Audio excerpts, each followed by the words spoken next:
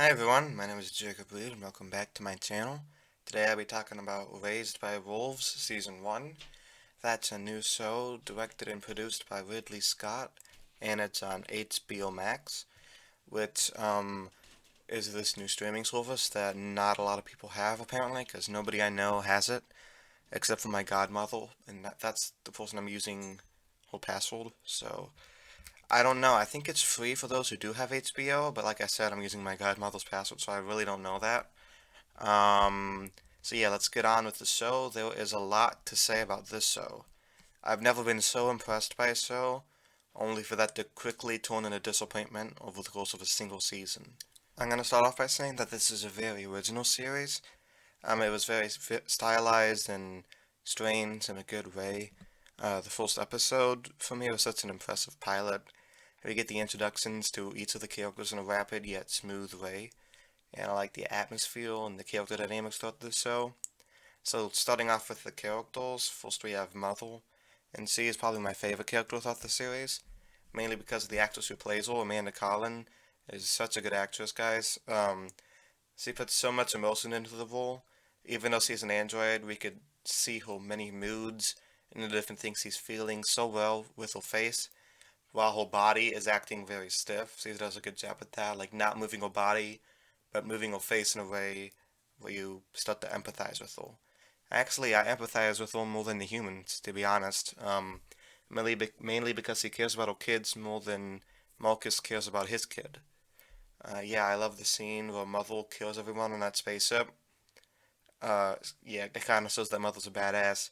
Even if the special effects during her fight scenes look a bit ridiculous and cheesy, that's something I also want to say that like the special effects in the series aren't the greatest, but they use the location very well. I believe the show is filmed in South Africa, and they use the landscapes very well to convey this different planet. Father was also very enjoyable in this show. I like him a lot. I love how he was programmed to lighten the mood with jokes. He always tells a joke when things get heavy, and everybody loves him. He's also very protective of Campion and the other children, and he was usually the voice of reason more than the mother was. Sometimes he kind of just went off the deep end, but he was always there to kind of help, except that episode he had his memory erased, but besides that, he uses his responsibility and the determination to prove that he is useful because he can't do the things that Mother does. He doesn't have those superpowers, but he's just very dedicated, so he pulls through and is a great father anyway. Now, Campion himself was just okay. I wasn't a huge fan of him. He sometimes acts very hostile to the other humans in the show, but he's a flawed, angsty teenager, and he's been raised by androids his whole life, so I'll give him a pass.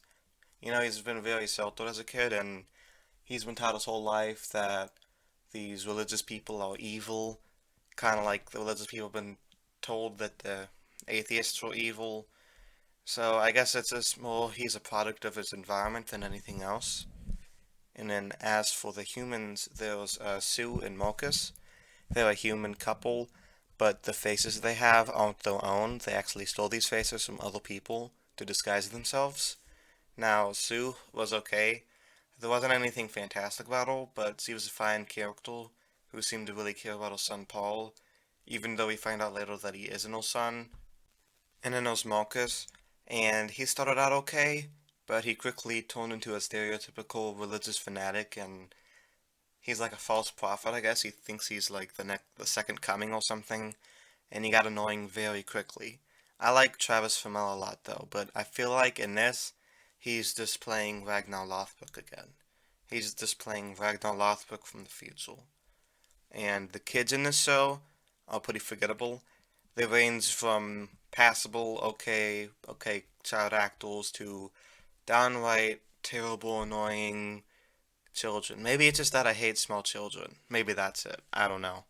Um, this show has a very slow pace, but I enjoy the atmosphere a lot. Like I said, it has a great cinematography, and I like the filming location of South Africa, and it represented the barren, desolate kind of desert planet. Towards the middle of the season, the action slows down a bit, but we get to focus more on the character development and the dialogue, which also is good and it holds the show together. I like how the show doesn't say one-sided statements of religion bad or atheism bad. It doesn't really try to be all preachy about that. It's more about the struggles between the two groups of extremists, because they're both very, very flawed in their own bad way. I wasn't a big fan of the plot line where the kids debated whether or not to kill the animal and eat it.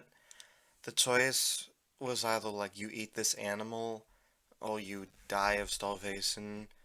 So I didn't really get the whole like argument there. It's just eat the animal. Like this is a matter of life or death. They don't get the luxury here to have a choice of being vegetarian or not. I get that in like our society because we get the choice. We get more room to decide whether or not we get to do this. But in this, they either eat it or die. So I feel like that was a stupid argument. Um, but I like the creepy medical robots that were like, doing stuff to Mother. Um, and it reminds me of like Ian Holmes' character from another Ridley Scott movie named Alien. You might have heard of it. But speaking of Alien, why is Ridley Scott so obsessed with white liquids? He uses the same thing for the androids in Alien. I think we both know what this white substance reminds me of. I don't want to get into it, but I just gonna say like Ridley Scott has this weird obsession with white liquids. That's all I gotta say. So like I said, overall I really liked this series until episode 10.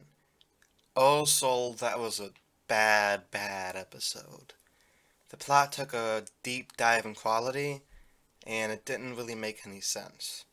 The directing in episode 10 also looked very lazy. So a few episodes ago we found out that Mother was pregnant, and I think everybody was expecting it to be some sort of android-human hybrid, but no, it was a snake monster.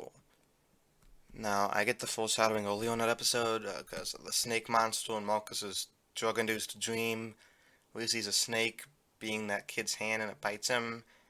But in the context of the show itself, it makes no sense to me. I don't understand. Why is it a snake monster? I don't know. That whole like weird simulated android sex he was in, that wasn't with any snake monster. I don't get it. I just don't get it.